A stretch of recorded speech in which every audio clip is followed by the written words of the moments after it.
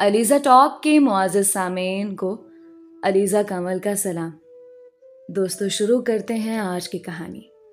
रजब का ताल्लुक एक ऐसे घराने से था जो मशरिकी तहजीब का नमूना था।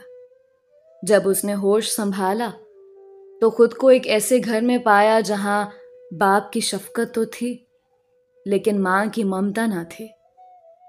क्योंकि माँ सौतेली थी तभी वो दबा दबा सा रहता था। दिन गुजरते रहे। अल्लाह ताला ने उसको एक छोटी सी बहन अता कर दी। वो बहुत खुश हो गया, लेकिन जल्द ही उसकी ये खुशी खाक में मिल गई, क्योंकि सौतेली माँ उसको छोटी बहन के करीब नहीं आने देती थी। स्कूल से आते ही घर के कामों में लगा देती। उसे दादा दादी के घर जाने का भी वक्त ना मिलता था, और जब जाता तो उदास वापस आता कि वो भी उसके साथ दूसरे बच्चों के जैसा प्यार नहीं करते थे, और इस बात को वो बेहद महसूस करता था। और भी कोई रिश्तेदार ऐसा नहीं था जहां से उसे प्यार मिलता। वक्त गुजरता चला गया। घर में 2 और बहन भाइयों का इजाफा हो गया। रफ्ता रफ्ता वो बड़े हो गए। उन्हें आपस में खेलते देखकर उसे बड़ी खुशी मिलती।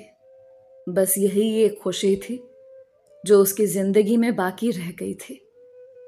जब सौतेली माँ अपने बच्चों को प्यार करती तो रजब सोचता कि मेरी माँ कौन है और कहाँ है। उसने कई बार अपने बाप से पूछा, मगर उस शख्स ने हमेशा टाल मटोल से काम लिया। मैट्रिक के बाद रजब कॉलेज में दाखिला लेने की सोच रहा था कि उसके वालिद का इंतकाल हो गया। सब कुछ होते हुए भी अब वो भरी दुनिया में अकेला था। अपनी माँ के बारे जानने की शदीद आरज़ू उसे तड़पाती रहती थी। एक दिन उसने अपनी दादी के पास जाकर पूछा, दादी, बता दीजिए ना, मेरी माँ कौन थी और कहाँ है? अब तो मैं बड़ा हो गया हूँ, मुझे अपनी हकीकी माँ के बारे में जानना है। बेटा, तुम्हारे बाप ने एक ईरानी औरत से शादी की थी। वो ईरान नौकरी के सिलसिले में गया था। चंद बरस तुम्हारी माँ के साथ गुजारे। फिर उनमें ना जाने किस बात पर इख्तलाफ हुआ कि तुम्हारे बाबा तुम्हें लेकर पाकिस्तान आ गए और दोबारा उस बीवी के पास ना गए। कभी उसने हमसे इस बारे में कोई बात ना की। हम बहुत पूछते थे मगर वो नहीं बताता था। बिलाखिर हमने सवाल करना ही छोड़ दिया। दादी की अधूरी बात ने रजब को बेचैन कर दिया। उसने सोचा कि जरूर कोई राज की बात है जो ये लोग मुझे नहीं बताते। वो हर वक्त सोचों में गुम रहने लगा कि मेरी माँ कैसी होगी, कहाँ पता करूं। इन्हीं तफक्कुरात में घिरकर उसने पढ़ाई छोड़ दी। वो घर वालों के रवैयों से भी दिल बर्दाश्ता हो गया था। कौन है मेरा इस घर में? कोई भी तो नहीं। सौतेली माँ तो चाहती यही थी कि वो उसकी नजरों से दूर हो जाए। ये सोचकर वो नौकरी की तलाश में कराची गया। ये एक बड़ा शहर था जहां उसे कदम कदम पर धक्के खाने पड़े, लेकिन उसने हिम्मत न हारी। आहिस्ता आहिस्ता उसने मेहनत मजदूरी से कुछ रकम इकट्ठी कर ली। सोचा कि ईरान जाकर माँ को तलाश करूंगा, क्या खबर खुदा मिला दे। लेकिन वसाइल ना होने की वजह से वो मायूस होकर लाहौर आ गया। यहां भी सुकून ना मिला। माँ की याद हर वक्त दिल में रहती। यहां उसे एक फैक्ट्री में मुलाजमत मिल गई। अब वो ज्यादा से ज्यादा मेहनत करने लगा। 2 साल में उसने खासी रकम जमा कर ली। फैक्ट्री में उसे एक ऐसा शख्स मिला जिसका बड़ा भाई फारसी का उस्ताद था। रजब ने उसे इस्तदा की कि वो फारसी पढ़ना चाहता है। यूं उस आदमी के तवस्सुत से उसकी रसाई फारसी के उस्ताद तक हो गई। उसने 6 माह शाम को ट्यूशन ली और कुछ न कुछ फारसी की सुध-बुध हासिल कर ली। रुपया पास हो तो आदमी की मुश्किल आसान हो जाती है। बहरहाल किसी तौर उसने ईरान का वीज़ा हासिल कर लिया। इस मरहले पर भी फारसी के उस्ताद ने उसकी मदद की। ईरान जाने से पहले वो दादा के पास आया ताकि माँ का कुछ अता पता मालूम कर सके, लेकिन नाकामी ही हुई। फिर वो दिन भी आ गया जब उसे रवाना होना था। 2 दिन बाद वो ईरान के शहर तेहरान में मौजूद था। इंसानों के इस भरे समंदर में माँ को कहाँ तलाश करता।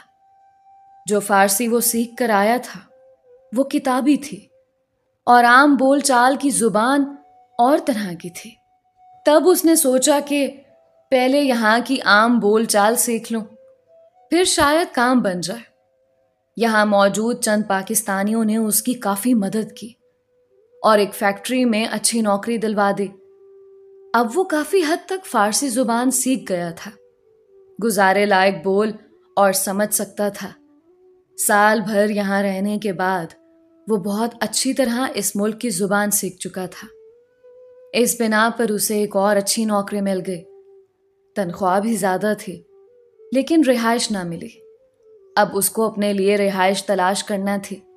जिस फैक्ट्री में काम मिला था उन्होंने 2 साल का मुआहदा करके उसका वर्क परमिट बना दिया। इस तरह ईरान में उसकी हैसियत कानूनी हो गई। रजब ने अपने साथ काम करने वालों को बता रखा था कि मुझे रिहाइश के लिए किराए पर कमरा दरकार है। एक वाकिफकार ने बताया कि अलग मकान तो नहीं मिलेगा, अलबत्ता मेरी जानने वाली एक खातून से बात हुई है। वो अपने घर के ऊपर बना हुआ एक कमरा किराए पर देने की ख्वाहिशमंद है। ग्राउंड फ्लोर पर वो खुद रहती हैं। रजब उस शख्स के साथ वो रिहाइश देखने चला गया। मालिका ने पहला सवाल यही किया कि तुम्हारा किस मुल्क से ताल्लुक है? पाकिस्तान से, रजब ने बताया। ये सुनकर वो जरा देर को सोच में पड़ गई, फिर बोली, कल अपना सामान लेकर आना। किराया मुनासिब था, चुनाचे वो अगले दिन ही सामान के साथ ईरानी औरत के मकान पर पहुंच गया। कमरा छत पर था, जिसको साफ सुथरा करके कालीन बिछा दिया गया था। मालिका की एक बेटी थी। शाम को वो अपनी बेटी को लेकर रजब के कमरे में आई और बोली, ये मेरी बेटी फरीदे है। तुम पाकिस्तान में कहाँ के रहने वाले हो? रजब ने तफसील से अपने इलाके के बारे में बताते हुए कहा, मैं यहाँ एक मकामी फैक्ट्री में काम करता हूँ। तब उस औरत ने बताया कि मेरी शादी एक पाकिस्तानी से हुई थी। हमारा एक बेटा हुआ जिसका नाम शबीर अली रखा गया। हमारी जिंदगी बहुत पुरसुकून थी। मैं अपने शौहर के साथ खुश थी। खुदा का बहुत फजल था, रुपए पैसे की कोई कमी ना थी। उन दिनों मेरा बेटा 3 बरस का था जब मेरा शौहर उसको दादा दादी से मिलाने पाकिस्तान ले गए, लेकिन फिर वापस ना आए क्योंकि उनके वालिदैन नहीं चाहते थे कि वो यहाँ मेरे पास रहें। इधर मेरे वालिदैन ने मुझे पाकिस्तान जाने से मना कर दिया। मैंने सोचा आखिर कोई तो सूरत निकलेगी, या तो मेरा शौहर वापस आ जाएगा या मेरे वालिदैन ही मान जाएंगे, मगर ऐसा ना हो सका। उन दिनों मैं उम्मीद से थी, शौहर के लौट आने के इंतजार में थी। बेटी पैदा हो गई मगर वो ना लौटे। मैं बहुत रोई क्योंकि कोई शख्स तलाकनामा मेरे वालिदैन के घर दे गया था। मुझे शौहर का पता मालूम न था कि वो पाकिस्तान में है या किसी और मुल्क चले गए हैं। उनका असल एड्रेस भी मेरे पास नहीं था। शौहर तो चला ही गया, मेरा बेटा भी साथ चला गया। मुझे एक साथ 2 जख्म सहना पड़े। उधर मेरे वालिदैन किसी सूरत सुलह जोई को तैयार ना थे। उन्होंने तो तलाकनामा हाथ में पकड़कर शुक्र किया कि अज खुद नाता खत्म हो गया। वो भी यही चाहते थे। वो इस शादी पर राजी ना थे। मेरी बेटी उस वक्त 2-3 माह की थी। मैंने उसे खुदा का इनाम समझकर सब्र और शुक्र कर लिया, मगर मेरे दिल में हर वक्त बेटे की याद रहती थी। जब आगा साहब ने बताया कि एक पाकिस्तानी नौजवान को कमरे की ज़रूरत है, तो मैंने इसीलिए तुम्हें रख लिया। शायद तुम्हारी मदद से मेरा बेटा मुझे मिल जाए। ये कहकर खानम काफी देर तक रोती रही। रजब को भी दुख हुआ। उसने खातून को तसल्ली दी और कहा, फिक्र ना करें, मुझको ही अपना बेटा समझ लें। मैं इंशाल्लाह हर तरह से आपके बेटे को तलाश करने की कोशिश करूंगा। शायद इस नेकी के एवज मुझको मेरी खोई हुई माँ मिल जाए, जिसकी तलाश में मैं यहाँ आया हूँ। काम के दौरान भी वो यही सोचता रहा कि उस औरत का बेटा नहीं मिल रहा और मेरी माँ नहीं मिल रही। हो सकता है यही मेरी माँ हो, लेकिन उसके बेटे का नाम शबीर था और मेरा नाम रजब है। मैं कैसे उनका बेटा हो सकता हूँ? मालिकन ने तो ये बताया कि उनका शौहर का ताल्लुक लाहौर से था, मगर अपने शौहर का नाम नहीं बताया, जबकि मेरे वालिद तो गुजरांवाला के थे, घर भी उसी शहर में था। ये सारी मुतजाद बातें थीं। इसी वजह से उसके जहन में सवाल उठ रहे थे।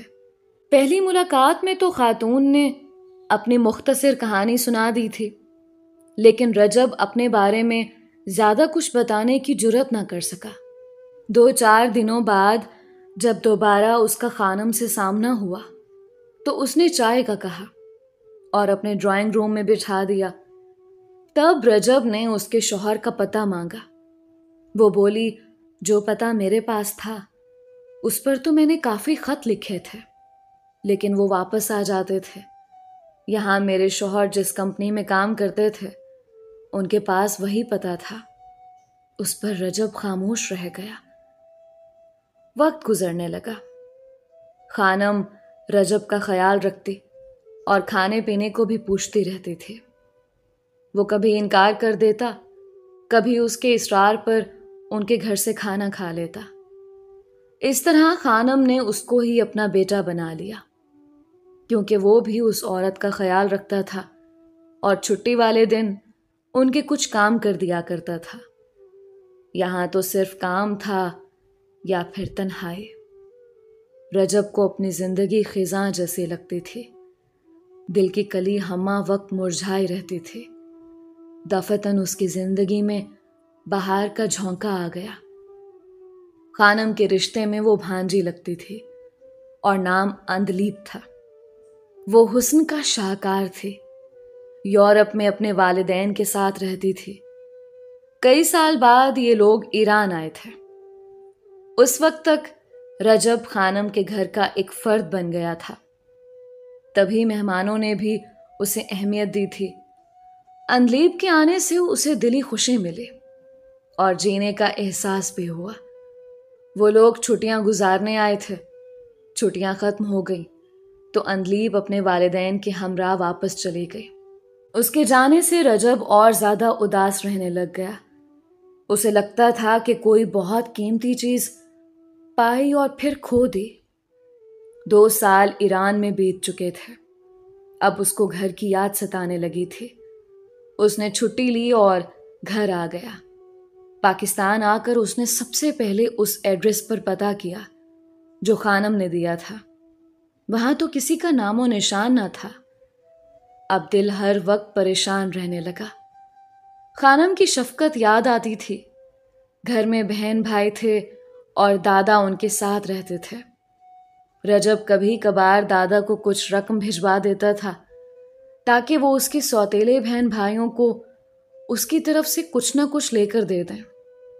एक दिन बातों बातों में उसने दादा से इल्तिजा की कि अगर आपको मेरी ईरानी माँ का पता मालूम है तो खुदा के वास्ते मुझे बता दें। उनको पोते की हालत पर रहम आ गया। कहा, हाँ पता है मेरे पास, गर्चे तुम्हारे वालिद ने मना किया था कि तुमको ना बताया जाए, कहीं तुम हम लोगों को छोड़ कर ना चले जाओ। लेकिन अब जबकि तुम रहते ही वहीं हो तो मैं तुमको पता बता देता हूं। वो रजब को अपने कमरे में ले गए और एक पुराने संदूक का ताला खोलकर कुछ कागजात निकाले। रजब के दिल की धड़कन तेज हो गई। वो बेचैनी से हाथ मलने लगा। दादा ने चंद फोटो उसके सामने रख दिए। फोटो देखकर उसकी आंखों तले अंधेरा सा छा गया, क्योंकि ये फोटो उसने खानम के पास देखे थे। तो क्या खानम मेरी सगी मां है और फरीदे मेरी सगी बहन? तभी मैं उन लोगों में रहकर अपने आप को गैर ना समझता था। उस रात खुशी से वो सो ना सका और अपने रब के हुजूर सजदा रेज हुआ। दूसरे रोज उसने ईरान फोन किया। पता चला कि मां सख्त बीमार है और अस्पताल में दाखिल है। वो बेचैन हो गया और दादा से तस्वीरें लेकर तेहरान रवाना हो गया। सफर कट ही ना रहा था। जब वो एयरपोर्ट पर उतरा तो उसे यूं महसूस हुआ जैसे सारा शहर बाहें खोले उसका मुंतजिर हो। वो जल्दी से घर पहुंचा। फरीदे मौजूद थी। वो रोने लगी। रजब ने उसके सर पर हाथ रखकर कहा, मेरी बहन रो मत, मैं आ गया हूं। दोनों उसी वक्त अस्पताल पहुंच गए। मां की हालत बहुत खराब थी। वो आहिस्ता आहिस्ता उनका सर सहलाता रहा, साथ ही उसकी आंखों से आंसू बह रहे थे। जब खानम को होश आया तो रजब को देखकर उसकी आंखों में चमक आ गई। उसने पहला सवाल किया, क्या मेरा बेटा मिल गया है? हाँ मां, तुम्हारा बेटा मिल गया है। अच्छा, जब तुम पाकिस्तान जा रहे थे तब पता नहीं क्यों मेरा दिल गवाही देता था कि मेरा बेटा मिल जाएगा। बेटे के मिल जाने की खुशखबरी सुनकर खानम की तबीयत संभल गई। तब रजब ने वो तस्वीर में जो दादा से लेकर आया था उसे दे दी और कहने लगा, ये मेरे बचपन की तस्वीरें हैं। आपने मुझको गोद में उठा रखा है। दादा जान ने ये संभाल कर रखी हुई थी। मैं आपका बेटा हूं और मेरे बाबा जान का इंतकाल हो चुका है। दादा के पास मेरी सौतेली मां और मेरे बहन भाई रहते हैं। गर्ज उसने तमाम माजरा कह सुनाया। इस खुशी में खानम ने बहुत बड़ी दावत रखी। उन्हीं दिनों अंधलीब ईरान आई हुई थी। खानम ने बहन से बातचीत करके रजब से उसकी मंगनी कर दी। अब रजब की जिंदगी पुरसुकून हो गई थी। अंधलीब ने उसे हयात की हर खुशी दी। उसने फैक्ट्री की मुलाजमत छोड़कर अपना बिजनेस किया, जिसके लिए खानम ने उसे रकम फराहम की थी। 2 साल बाद उनके यहाँ बेटा हुआ। उन्हीं दिनों ईरान के हालात खराब हो गए तो अंधलीब रजब और अपने बेटे के साथ जर्मनी चली गई, जहां उसके वालिदैन रहते थे, जबकि खानम और फरीदे ईरान में रह गए। यूं ये फैमिली 3 मुल्कों में बट गई, पाकिस्तान, ईरान और जर्मनी। मैं सोचती हूं कि कभी इंसान की लगन इतनी सच्ची होती है कि अल्लाह ताला उनके दिलों से दर्दे जुदाई को अज खुद दूर कर देता है और जो बात नामुमकिन लगती है वो मुमकिन हो जाती है। दोस्तों, ये थी रजब की कहानी, जो कि अपनी माँ से एक बिछड़ा हुआ बच्चा था। उम्मीद करती हूँ कि आपको बहुत पसंद आई होगी। मिलते हैं एक नई कहानी के साथ। अपना और अपनों का बहुत ख्याल रखें। अलीज़ा कंवल को इजाज़त दीजिए। अल्लाह हमारा हामी नासिर रहे।